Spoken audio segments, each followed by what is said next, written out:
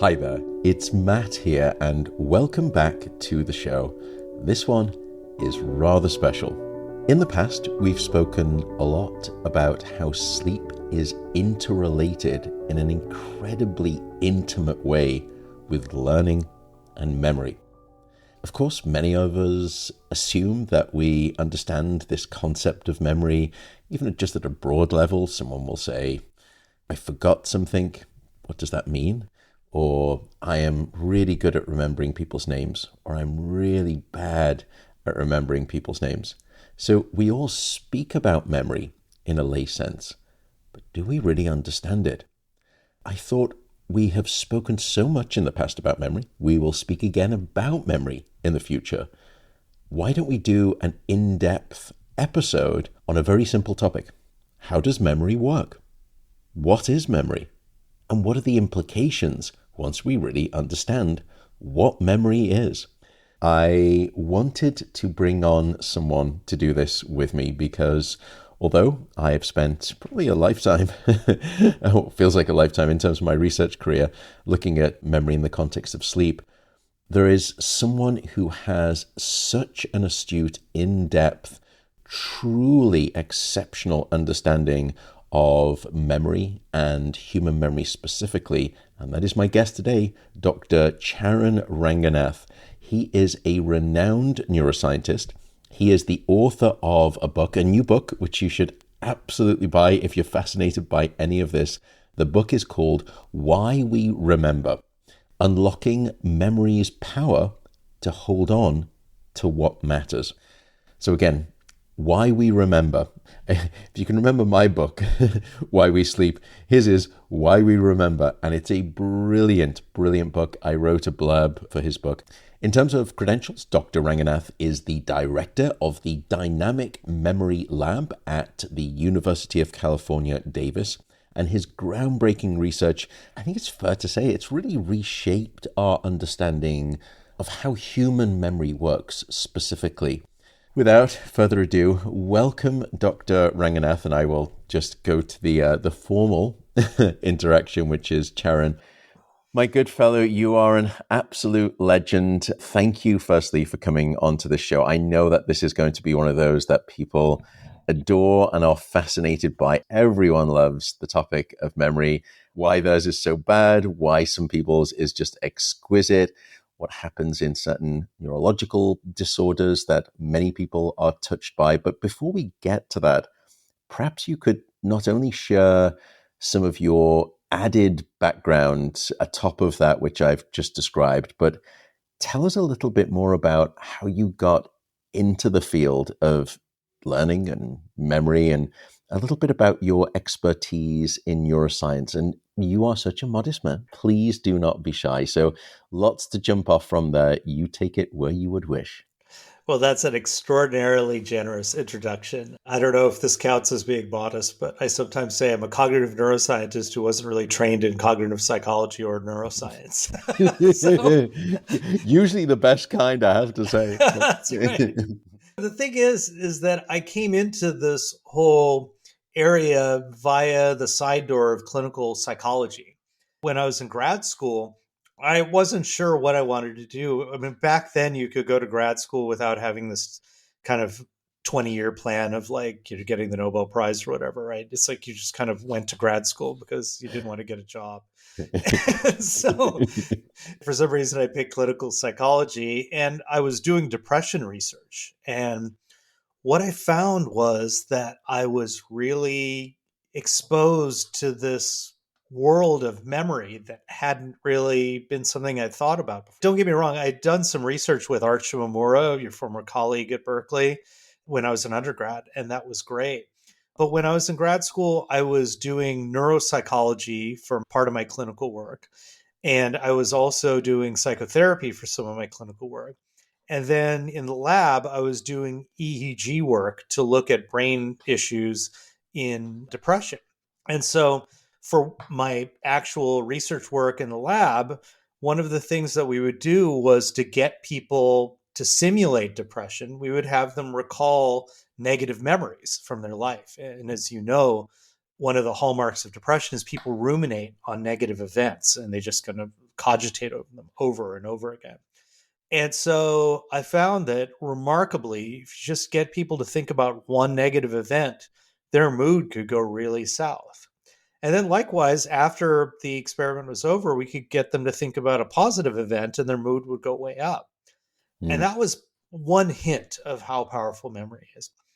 Then in the clinic, when I would do therapy, what I found was that people came in for something. Sometimes it could be they couldn't sleep. Sometimes it could be they were anxious. And behavior therapy was all about the behavior. How do we treat what they're coming in for? So my first patient, for instance, had a driving phobia. So the simple procedure for this is you get them to drive a little bit, then a little bit, and you make it so repetitive that they habituate, and eventually that fear response kind of declines. Their brain is actually learning to suppress the fear. But what happened was he was able to drive more, but he wasn't happy. It didn't seem like he was satisfied. And we went further with it. And his big aha moment was that the precipitating event was that he had gotten into a car accident. And he remembered that that day, right before the car accident, he had come out of the closet. He was gay and he came out of the closet to his father, and it just went terribly. They had this huge fight, and that was right before he got into the accident. Whether or not that fight had anything to do with him getting the driving phobia, who knows? But it meant something to him. And after we reached that breakthrough, it was like the light turned on in his head. He had an aha moment and was able to look at his past in a very different way and see himself in the present in a very different way. That was piece number 2 for me that clicked things into place. So then the third piece was simply that I was doing neuropsychological testing. Basically, in this one, you spend like a day, like giving people a bunch of tests of memory and attention and all these different things. We'd have people come in for all sorts of reasons, whether it's like they had a head injury, it might have been in a car accident, there was an insurance case, and they wanted to know, does this person have a real cognitive issue? But the funny thing is, if you ask people what is the thing that either brought you in or the thing that's most distressing to you now, it was always memory. It was either a real memory problem that was keeping them from functioning, or it was a worry about, do I have a memory problem? And then what I found was you could have all sorts of issues. Again, it could be a head injury, it could be clinical depression, it could be early Alzheimer's. I even tested somebody who had untreated syphilis years ago while he was in the Navy. In all of those cases, memory was the thing that was most effective. So you have this ability that is so important to people's daily functioning, and yet it is also so fragile. In almost anything that affects the brain, memory is really going to be front and center for people. And yet, a lot of the testing we were doing in the clinic was based on stuff that had been developed in the 40s, the 50s. I mean, we were really kind of in the Stone Age relative to where things were going at that time, which was brain imaging. As you and I both came up at this fortunate era where you could start scanning people's brains. And that opportunity to record electrical activity, record blood flow with fMRI, and really see what's happening in a moment by moment basis while people are learning, that really just got me excited to think about how we could bring this back to the clinic someday. And so that's how I got started. Even though I wasn't trained in neuroscience, I just started voraciously digging up as much as I could. And back then, it was not so hard because we didn't have nearly as much information as we do now. And so I was pulling up everything, and it was very self-taught and had big holes in my knowledge base, and then things that I'd thought about that other people just took for granted. And it gave me a very unique perspective. In some ways, I wasn't afraid to be as wrong as I could be. That also allowed me to question some things I think that other people just wouldn't have dared to think about. And so, yeah, it was right place at the right time and just took off from there. For all of the great scientists that I've met along the way, and you are one of them, something does strike me, which is often for most all of them, their selective field ended up choosing them rather than them choosing their field. You almost fell in love with that accidentally.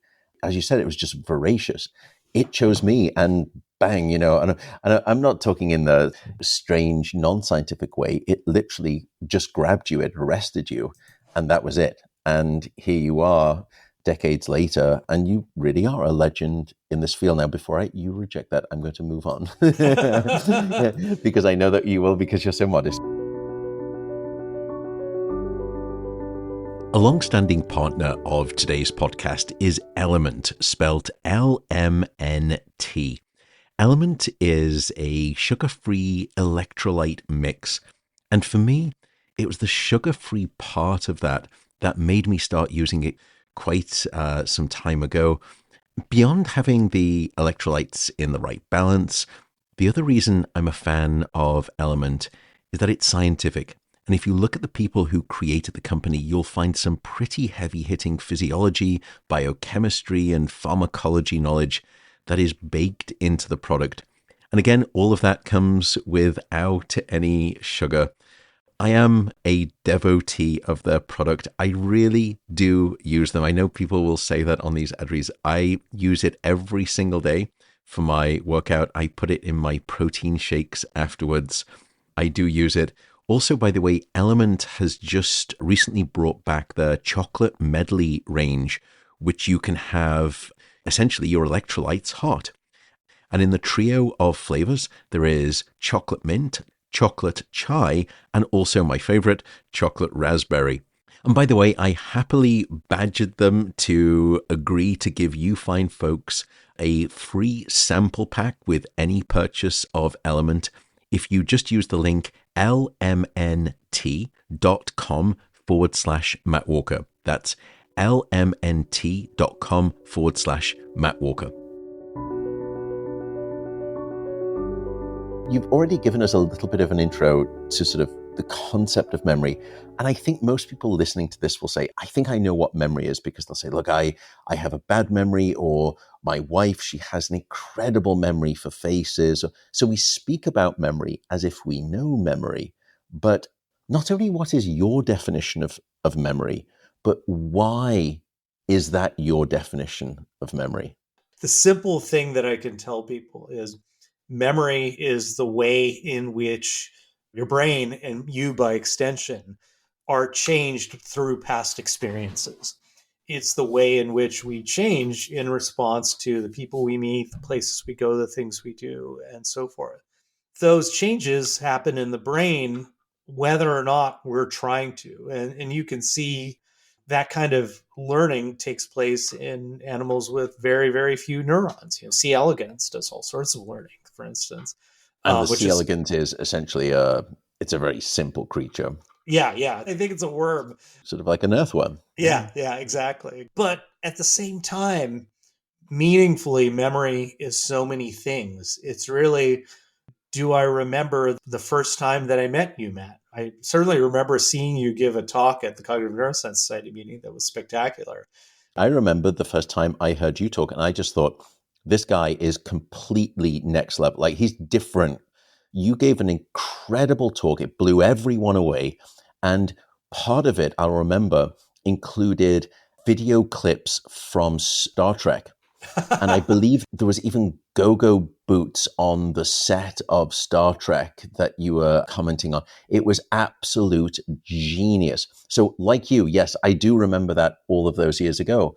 Yeah, that's truly amazing, right? The go-go boots is totally tangential to the topic of my talk, but that's something that just pulled up. That was Uhura, I'm sure.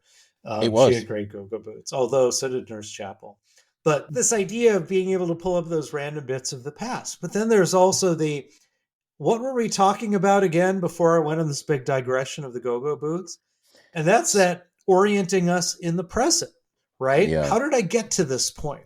And then there's wait a minute, I have to be doing something right now because I've got this deadline coming up. Or wait, don't I have this doctor appointment? Or wait, I got to remember to take out the trash tonight because we forgot last week. And that's the remembering to do something in the future. And all of these things that we call memory, that everyone will say, this is a problem that I have. It's past, present, and future. And so that's what I mean by just how pervasive it is. Speaking about its pervasive nature, I suppose there's a different orthogonal way we can think about that, the plurality of memory. When people speak of memory, and I would do this if I didn't know anything differently in the lay public, we think of memory as a singular thing, that we only have one type of memory. And typically, the memory that most people think of when they are asked what is memory is textbook memory for facts, what is someone's name, or do you remember your password for that particular website, or where did you put the car keys? However, there are many different kinds of memory in the human brain, and different sort of categorical systems. Maybe they're stored in different networks of the brain. Can you help the audience try to get a more nuanced view that memory isn't just memory, that there are actually some quite different types and systems of memory in the brain? Well, I want to start off by just saying that the naive view that memory is a thing isn't totally wrong. I think the thing is, in psychology and neuroscience, we like to dissect everything into the smallest parts we can find. But in everyday experience, everything's connected. And so we'll come back to that theme. What we know is that there are differences in how, let's say, if I damage a particular brain area, some parts of memory can be affected, other parts might not be so effective. And so, for instance, this ability to learn how to play basketball or to learn other kinds of skills like snowboarding and so forth. That's a kind of memory people call procedural memory. It's this ability to learn skills. And that can be done even in people who have an immense memory disorder that would keep them from remembering somebody they just met a few minutes ago. At the same time, this ability to recall events from your life, episodic memory, seems to be different from your general knowledge of the world. For instance, it's like I can tell you all sorts of facts about Italy, but that's very different than my first taste of caponata at a real osteria in Sicily, right? Those experiences are singular and they happen once and you can come back to them over and over again. But these facts are kind of general knowledge about the world that you should be able to pull up at any place in time. Those general sort of knowledge facts, many people, for example, probably could remember some things about Italy or Brazil or wherever it is. They may not remember at what point in time, specifically during their lifetime, what specific autobiographical moment in their past when they learned that Austin is the capital of Texas. It's just become more generalized knowledge. And that's what you were sort of speaking to in terms of this more semantic memory versus episodic memory, which would be, gosh, I absolutely remember the first time that I met my significant other. I remember what she looked like, what car she pulled up into the car. That's sort of that distinction, that one gets devoid of the date, time stamped component of it and is just more general knowledge. That's right. So episodic memory is context specific. It's specific to a place in time. And semantic memory is devoid of that context information. And so there's an old school of thought in psychology that basically episodic memory is just stronger than semantic memory, right? But as you beautifully brought up, I'm 100% confident that Austin is a city in Texas. I'm also 100% confident that I played guitar a couple of weeks ago with a guy named Austin. But my memory for that experience of playing with a guitarist named Austin is very different than my knowledge of the fact that Austin is a city in Texas. So that's a perfect way of putting it, I think, is that it's not a stronger thing. I like to think about it in terms of, if you imagine you have a bunch of files in a folder in your computer, you can sort those files by the type of file it is. You go, here's all my spreadsheets, here's all my Word documents. And that would be kind of like semantic memory. You're sort of sorting your memories according to the content. But you could also take the files in your computer and sort them by the date. And if you do that, that's more like episodic memory. So in episodic memory, two things that have nothing to do with each other can become associated if they happened around the same place and time. On the other hand, in semantic memory, two things you've learned at very different times can become associated with each other if they're overlapping in content. I can start to build up this network of knowledge about the city of Austin from little bits and pieces that I've learned over the course of my lifetime. And that's very different from being able to say, hey, you had this one experience at this place where you saw me talk about Star Trek, and putting all this arbitrary information together because it just happened to unfold coincidentally at this place and time. Got it. Fantastic. So we've got different systems. And as you mentioned, there's even a greater panoply of distinctions where we can even think about how you shoot a basketball, how you learn a surgical procedure, how you fly an aeroplane, how you ride a bicycle. That's all very different systems and forms of memory as well in the brain. But why don't I come on to a slightly different question? We've learned what your definition of memory is. We've learned how memory operates, which is it's about the rear view mirror. Yes, it's about this present moment in time, but it's also about looking forward down the road through the front windscreen as well. It's about past, present, and future. How do we understand why the brain prioritizes some things for us to remember and then others it doesn't, and therefore we quote unquote forget?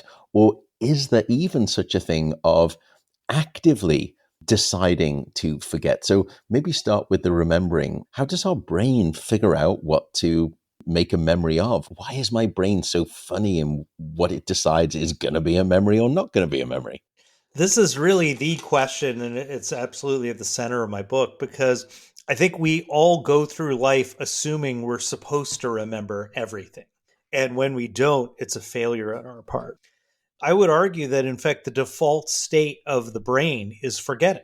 The default state of the brain is not holding on to stuff. For instance, as you know, if you look into the neuroscience of plasticity, the way in which the connections between neurons are morphed and reshaped in response to our experience, that's what we think gives rise to memories, these changes in these connections. If you look into that science, what you find is that one of the big boosters of plasticity that allows a new memory to be rapidly formed and stick around over time is the release of certain chemicals in the brain called neuromodulators. Dopamine you hear a lot about, or serotonin, or noradrenaline, cortisol, and then even certain things like sex hormones. Estrogen could be one. These are chemicals that promote plasticity, but they're not released willy-nilly, just flooding your brain every moment at equal levels. So, for instance, if you are in a state of intense desire or excitement, not necessarily reward or happiness, but in a moment of excitement, you get a burst of dopamine that's happening in certain parts of the brain. If you are being chased by someone with a knife, you're going to get a burst of noradrenaline in the brain. If you're worried that somebody with a knife is going to come out at any minute, you're going to get a burst of cortisol and other stress-related hormones, glucocorticoids in the brain. And so if you start to put all these things together, serotonin and attachment experiences, for instance, and so forth, what you start to find is that the events that are associated with the chemicals that are associated with plasticity, they're events that are biologically important. It's important to be able to remember, I'm a hungry cave person and I found some fruit. I need to go back to this place. That's what I really need to remember. Or, hey, I went into this cave and I just got chased out by a bear. You want to not only remember that you saw the bear, but you want to remember everything that led up to seeing that bear so that you don't go back to that place, right? These kinds of experiences, as humans, we experience as emotional, are biologically important. And those are the kinds of experiences that are prioritized. The brain has a set of, in part, neurochemical cascade systems that will, in effect, red flag and prioritize those experiences based on the context or the emotionality of it. And those chemicals sort of wrapping around the memory experience will say to the brain, excuse me, red flag, this is something you absolutely need to remember. And if something doesn't necessarily get that bound up red flag VIP treatment chemically, then it's more likely not to be remembered. Is that sort of a synopsis? Beautiful way of putting it. In fact, you brought up this idea of red flag. And in fact, Richard Morris, who's a big scientist in my field, talks about it as synaptic tagging, that actually you tag the specific connections when these learning events are taking place. And then when you release these chemicals, those actual connections can become stabilized. If that makes any sense. It's not just those experiences that are like good and bad per se, things that are surprising, things that are brand new. You walk out of the train station into a city that you've never been into before, and you're just exploring. That novelty is associated with release of neuromodulators. So it doesn't just have to be those kinds of issues. And finally, the experiences that are socially relevant or the experiences that are relevant to our goals. And that's something as humans, especially, that we really rely on a lot, is attention as a way of focusing us on the things that are important and the things that we want to take in. So that's often a big part of it too. When our context socially is one that demands high priority, where we know that not necessarily the stakes are higher, but that the relevance is high, whatever term you want to describe it as, there is again some kind of increased awareness, quote unquote, by the brain that leads to an increase in some of those neurochemical mediums that you've just described that yet again will help prioritize the memory. So you're saying it can be a social context, it can be novelty, coming out in a new city after you've been on the train, you're coming out through the station, or it can be emotionality. All of these different silos can instigate a chemical cascade that helps us explain why those types of things are typically better remembered than others.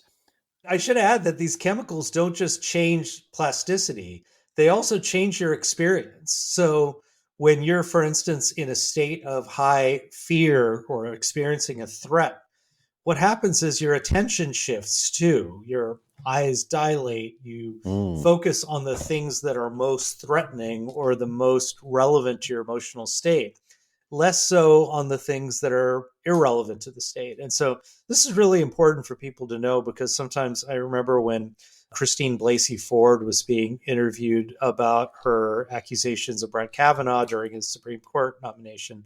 And she was talking about relaying her memory of being sexually assaulted. And she talked about these parts of the experience, but then people said, well, you couldn't have remembered it because there are all of these other parts that you didn't remember of the event. And anyone who had this experience would remember everything. And that's just not true. In fact, it's a little bit of a misconception based on neuroscience. In fact, what happens is people remember the parts of the event that are the most emotionally salient, and that gets boosted. So I like to say, if memory were like a photograph, and it's not, but if it were, emotion turns up the contrast, it doesn't turn up the brightness. So the things that are the Great. most salient Yeah, just lovely get jacked up description. even more. Gotcha. The most obvious would be, I know it's used in our field sometimes. Let's say I'm walking out late at night in a downtown city, and just by unfortunate chance, someone pulls a knife or a gun. I may not necessarily be able to really even remember the face of that individual, but I can remember whether they had a watch on their ring finger, whether they had dirt under the nails, because boy, do I remember the gun. And that was my attentive focus, not necessarily what color streetlights and how many were around me, how many parked cars there were, whether there was anyone else around me. It's just this hyper focus on the most salient things.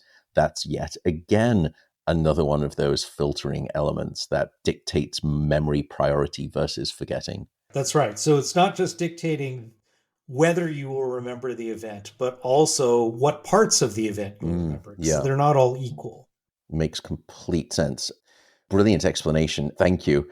Something else I wanted to speak about, because I think we've spoken a little bit about context, but once we have a memory, we then get into these kind of tricky topics of the validity of that memory over time. Meaning, is that memory the same memory, the same memory, the same memory, decade after decade? And this comes on to a thought experiment that's out there called the Ship of Theseus. And it's this sort of philosophical conundrum. It questions whether an object that has had all of its parts replaced is still fundamentally the same object. So the analogy is that the Ship of Theseus was put on display, and over time, parts of it fell off, and they would replace them until ultimately none of the original ship remained. The question is it still the same ship? The same is true, you could argue, for memory. Our memories are stored in these networks of neurons and synapses, and those connections between the neurons that make up the memory circuit and the proteins and all of that good stuff. All of those things essentially are replenished and replaced over months, weeks, probably not much more than years, but some of our memories are 20-year-old memories. So hang on a second. How can we have a 20-year-old memory? How can you and I have recalled the first time we ever heard each other present at a scientific conference when the ingredients of that memory, the biological equipment of it, has been replaced probably many, many times over? Is it really the same memory? Can you help circle that square for me? Because it's a strange one. Yeah. Again, the perception that we have is that memory should just be automatic and that you should be able to just push play and you play back that experience. Mm, But if you think about it, if our memories were like that, you would basically be hallucinating every time you remember. That is, if our brain replayed everything that was happening the way it exactly happened, you'd almost feel like you're literally reliving that event to the point where you couldn't tell that it's not reality. mm, So, as vivid of a memory as people might have, it's never the real thing. We experience it more transiently and we experience it in a more meaningful way. We extract more of the meaning from these events. Now, what happens is, too, it's not a passive replay. The first time we recall an event, we usually will imbue it with some kind of imagination. That is, we don't replay the past, but we imagine how that event could have been. And what we do is we get little bits and pieces. I remember seeing this. I remember hearing that. I remember thinking this. And then you put it together into a narrative. And that's an act of imagination. And then the next time you remember it, you have both the event that happened, but you also have some traces of the last time you remember it. And every time you recall that event again, you have bits and pieces of the previous times you remember it. So it goes on, this chain of events goes on and on and on. And what happens is the memories that we go back to over and over again, those are built on these shifting sands because the memory gets transformed in a certain way every time that you recall it. And so it is like the ship that you talked about in the sense that it's like you start to build this, you start to take this piece out, you put in a new piece and so forth. And at some point, it can become much more like a story and much less like the original experience. So I wouldn't say that nothing would be retained from the original experience, but so much can change. And in fact, this is why people have so called false memories. False memories would be, for instance, you remember you had gone to the hospital when you were a child and you had broken your arm or something. And then later on, you find out, yeah, no, your aunt told you that story, but it was totally wrong. She just made that up. She was just messing with you or whatever, right? But you remember it like it was your own thing.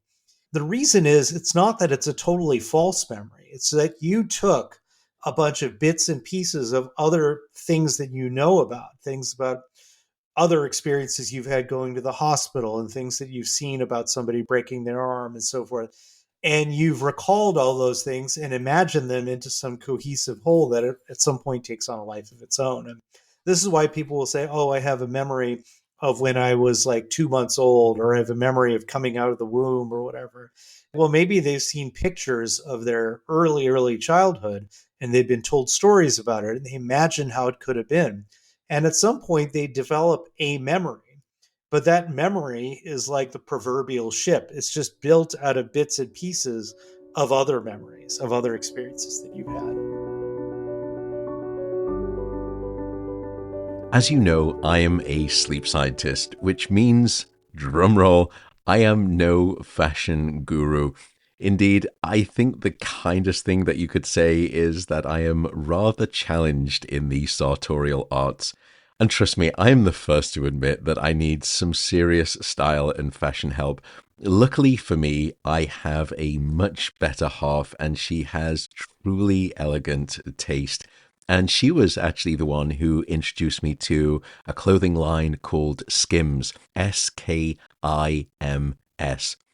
Now, I'm very reticent to speak about clothing, yet after wearing the clothing for a while, I actually reached out and asked to see if they would become a partner of the show, and they said yes. For me, the items, they're just genuinely comfortable, meaning that it's soft, it's breathable fabric, which in truth, it's all I really want. I just want comfortable. So as a testament to their product, here I am, a scientist talking about clothing and even underwear. Odd, I grant you. Nevertheless, there's no need to listen or trust me. I'd simply suggest trying Skims for yourself and see if you notice the difference. To view their whole collection and get a very nice discount, just type skims.com, skims.com. And when you place your order, make sure that you select podcast in the survey and then just select my show, the Matt Walker podcast, from the drop-down menu that follows. Oh, and they just launched their biggest holiday shop, so you can head over there for the holiday season as well. Thanks again to Skims. So what that tells us is that these things called false memories can be presumably studied. Can we, in the laboratory, artificially create, unbeknownst to participants with, I'm sure, full disclosure afterwards, sort of ethically, but has it been demonstrated in the laboratory that you can, I'm reticent to use the word implant, but instigate and create a false memory in an individual? And therefore, we need to be very thoughtful about human memory, and particularly in the context of when it's being used with consequences that are of great gravitas. And I'm sure you can sort of go in that direction. But is it true that we can do this in the laboratory and prove that there are such things as the creation of false memories? And what are the implications for society if that's true? You can definitely do it. And in fact, the experimental protocol is actually called memory implantation. So Elizabeth Loftus, who's now at UC Irvine, developed this protocol. And the story behind it was kind of interesting. She was at a party and somebody was talking about, wouldn't it be great if you could just implant a memory into somebody? And so she tried it out on this, I think it was like the daughter of one of the people, and managed to get this person to believe that something had never happened. It's a pretty simple recipe, which is that basically you ask somebody about an event that could have happened. Something like, hey, do you remember that time that you were with your parents and you got lost in the shopping mall? Like, no, not really. And they say, oh, well, your brother told me about this. So you get a little bit of an authority figure in. And then you say, yeah, your brother told me that you were lost in the mall and that eventually they had found you. Then they start to think about, oh, well, if my brother said it, it must have happened. And then they start to run it through their head and they simulate it. Maybe even a week later, you say, hey, do you remember anything more about that event? And then they start to, oh, yeah, I remember that there was this old man there and he found me and they were paging me on the speakers and so forth. And then the old man brought me back to my parents and I was so scared. And the more times they try to recall, and you really push them, try to recall as much as you can. The more times they do that, eventually they build a memory from all of these bits and pieces of other things they've experienced. And this happens in the real world, as it turns out, too. There's something called recovered memory therapy. And this is a very particular kind of psychotherapy that's based on the assumption that if someone comes in and they're engaging in self-harm and they have low self-esteem and a whole host of other addiction issues or whatever, that this person must have had some kind of an abuse experience that led them to this path. So they go in with this idea that this person had an abuse experience. And so this therapist who they trust is telling them, hey, you have had this happen to you. We just have to find the source. They might hypnotize them to get them very relaxed, or they just get them very relaxed and they start to get them to free associate and think, well, if this did happen, how could it have happened? And they come back and they dig over and over and over again. Eventually, people start to sculpt a memory out of all of these little bits and pieces that they've imagined. So we know this happens in real life because there's people who've had these experiences and eventually turn around. They say, you know what? I know this didn't happen. As a result, we have a window now this happens in real life. But beyond that, I mean, we can see this happening at a cultural level too, because memory is not just something that is experienced individually, right? A big part of the way memory works is the sharing of experiences. Right now, we're seeing especially a big growth in so-called collective false memories, where a whole group of people can remember something that never happened. Because once misinformation starts to spread, say via social media channels, it can go viral. And at some point, people can't tell the difference between something that they heard about through 3 different social media posts versus something that they actually saw from a reputable news site. Or at some point, you hear it from so many people, you start to wonder, well, maybe the media is not telling me something, and maybe my friends and neighbors are giving me this information that's true.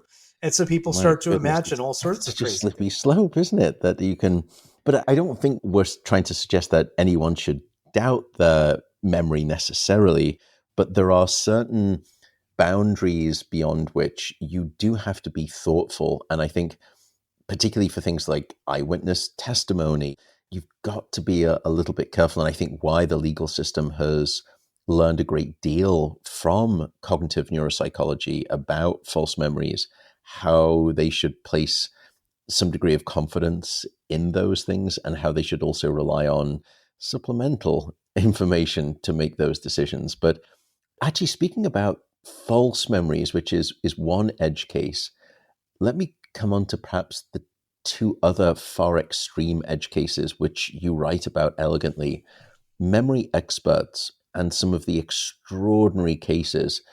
Tell us a little bit about photographic memory, that, in other words, these individuals can remember an extraordinary amount of the prior life experience. And not just, I've got a pretty good memory of my childhood. No, no, no. This is next level. This is completely different.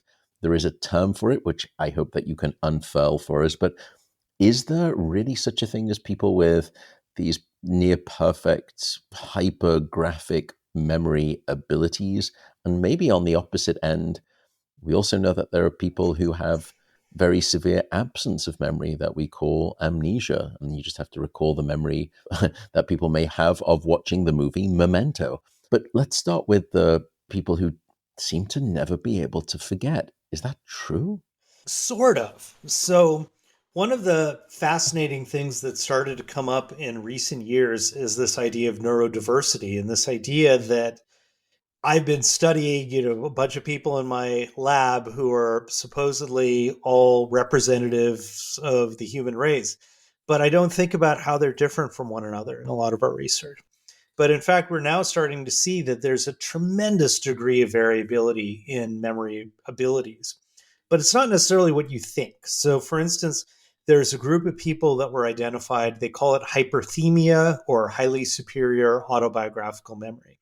These are all fancy terms for these people who you can say, okay, November 2nd, 1982.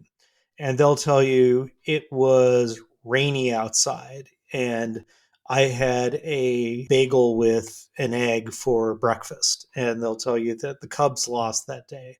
And they'll go into all of these details about their own experiences and news events that happened that day and so forth. And you look at this and you're like, oh my God, you can verify a lot of these events as true. And it's not just one person. There's a lot of people who actually, I mean, a lot more than we would have expected who fall into this camp. And so some people will go, well, they have a photographic memory. There's other people who have enormous capabilities in particular areas. So they're called memory savants.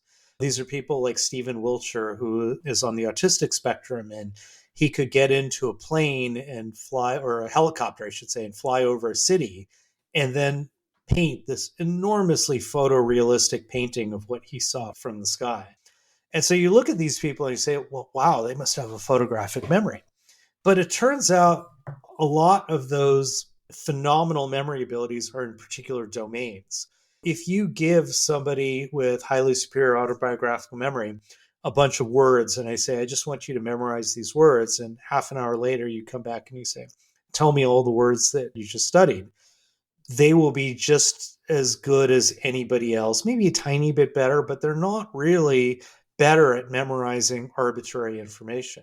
It's something about their own life experiences, and they tend to be very obsessive about their own experiences, and they tend to document things very highly and image and rehearse these events. So there's something about the way they do that. And likewise, for these memory savants, they might well have this enormous ability in some particular area, but it doesn't generalize to other.